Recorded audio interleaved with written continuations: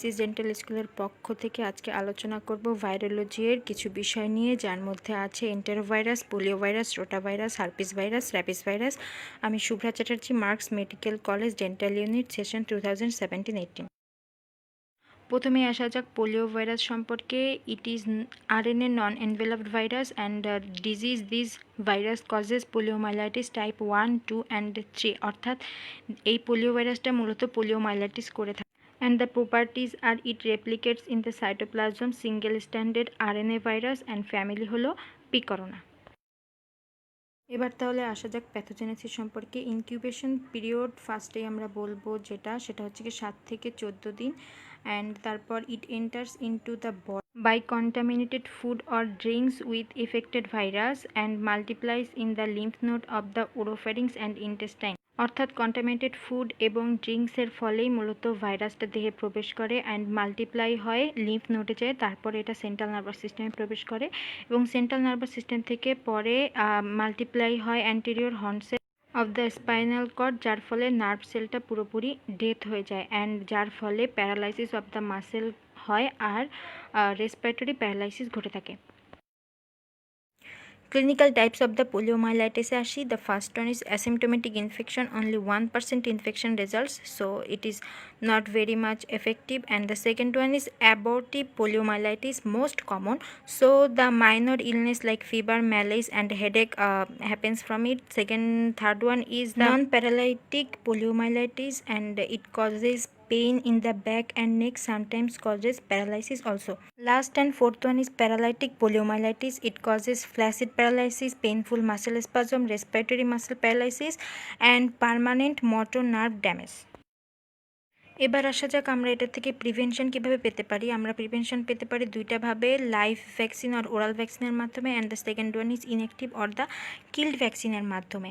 তাহলে প্রথমেই আসি লাইভ ভ্যাকসিন। যেটা লাইভ ভ্যাকসিনটা দেওয়া হয় ফার্স্ট অ্যাট বার্থে and the second one 6th week later after the birth, third one is the 10th week later after the birth, fourth one is 14th week later after the birth and the fifth one is 9 months of the birth. And the second one inactive or killed vaccine, এটার প্রথম 3টা dose দেওয়া হয় 1 থেকে 2 মাস ইন্টারভালসে and the fourth one is given 6 to 12 months after birth. এবার আসা যাক আমাদের সেকেন্ড টপিক রোটা ভাইরাসে। It is most common causes of gastroenteritis in young children. অর্থাৎ বাচ্চাদের ক্ষেত্রে গ্যাস্ট্রোএন্টারাইটিস হয় বেশিরভাগ ক্ষেত্রে এই রোটা ভাইরাসের কারণে। And the properties of rota virus are family reovirus, double stranded RNA virus and of course it is non enveloped virus. Clinical feature non bloody diarrhoea and causes nausea and vomiting also. এবার আসি mechanism সম্পর্কে। এটা epithelial cell of the small ইন্টেস্টাইনকে infect করে আর multiply হয় tip of the ভিলাইয়ে। There is two effect responsible for the decrease absorption of fluid and nutrition, যার ফলে ফ্লুইড সিক্রেশনটা কমে যাচ্ছে। আর viral protein stimuli and nervous সিস্টেমে যখন এটা ইফেক্ট করতেছে তখন আলটিমেটলি সিক্রেশনটা বাড়ায় দিচ্ছে and causes diarrhoea. Our third topic is herpes virus, and the properties of the herpes virus are they replicate in the nucleus, they form giant cell and they causes latent infection, and it is the DNA virus with double stranded nucleic acid. এখন আসি types of herpes virus নিয়ে। The first one is HSV1 and the disease caused by it is gingivitis and keratoconjunctivitis. The second one is HSV2 যার ফলে genital herpes এবং neonatal herpes দেখা দেয়। The third one is HSV3 যার ফলে ভিরিসেলা herpes zoster হয়। The fourth one is HSV4 যার ফলে মোনোনিউক্লিয়াসিস এবং হেপাটাইটিস হয়ে থাকে। The fifth one is HSV5 যার ফলে mononucleosis, hepatitis, pneumonia and the congenital infection হয়ে থাকে।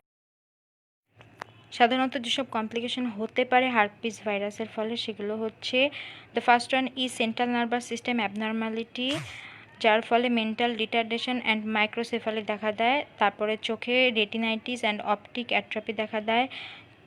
এয়ারে ডার্ফনেস অ্যান্ড লিভারে হেপাটোস্প্লেনোমেগালি, জন্ডিস হতে পারে। হার্টে myocarditis and also causes haemolytic anaemia.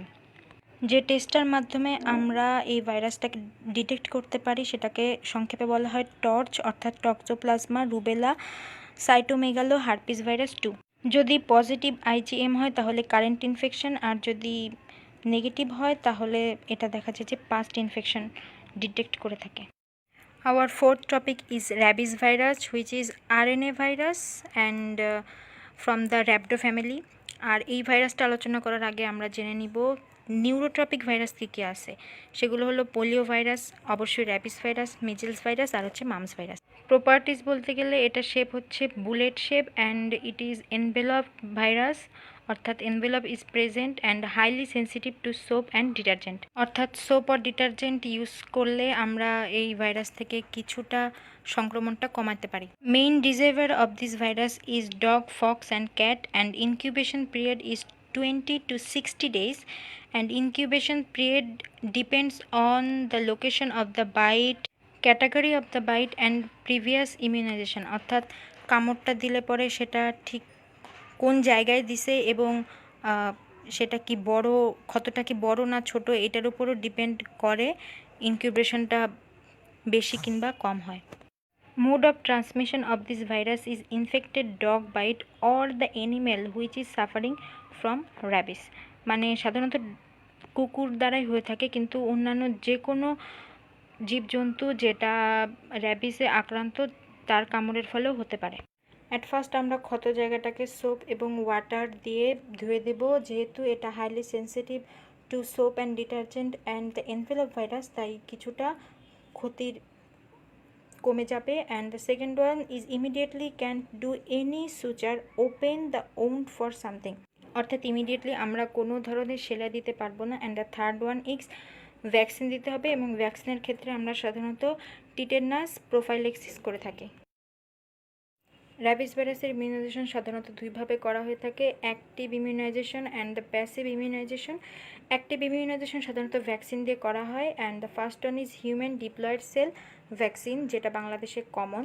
এটার 1 মিলিলিটার দেওয়া হয় সাধারণত বাইট হওয়ার 3, 7, 14 এবং 28 দিনের পরে, এবং 90 দিনের দিন একটা বুস্টার ডোজ দেওয়া হয়। The second one is nerve tissue vaccine, সেটা সাধারণত সেন্ট্রাল নার্ভাস সিস্টেমে দেওয়া হয় না, কারণ এটা কমপ্লিকেশন তৈরি করে সেন্ট্রাল নার্ভাস সিস্টেমে। And the third one is chick embryo vaccine. এবার সেকেন্ড ওয়ানে আসি, প্যাসিভ ইমিউনাইজেশনের ক্ষেত্রে হিউম্যান র্যাবিস আইজিজি দেওয়া হয়, and the second one is হাইড্রোফোবিয়ার ক্ষেত্রে দেওয়া হয় painful spasm of the throat muscle on swelling.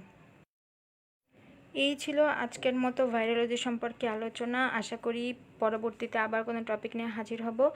And thank you very much all for watching it and being with Axis Dental school.